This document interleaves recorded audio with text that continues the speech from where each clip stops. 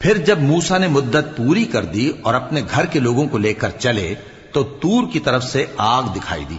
وہ اپنے گھر والوں سے کہنے لگے کہ تم یہاں ٹھہرو، مجھے آگ نظر آئی ہے، شاید میں وہاں سے رستے کا کچھ پتہ لاؤں یا آگ کا انگارہ لے آؤں تاکہ تم آگ تاپو۔ سو جب اس کے پاس پہنچے تو میدان کے دائیں کنارے سے ایک مبارک جگہ میں ایک درخت میں سے آواز آئی کہ اے موسیٰ، یہ میں ہوں اللہ، تمام جہانوں کا پروردگار، اور یہ کہ اپنی لاٹھی ڈال دو۔ سو جب انہوں نے دیکھا کہ وہ حرکت کر رہی ہے گویا سانپ ہے تو پیٹ پھیر کر چل دیے اور پیچھے مڑ کر بھی نہ دیکھا۔ فرمایا موسیٰ آگے آؤ اور ڈرو مت، تم امن پانے والوں میں ہو۔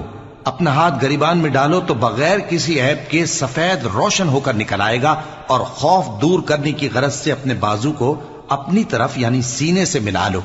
یہ دو دلیلیں تمہارے پروردگار کی طرف سے ہیں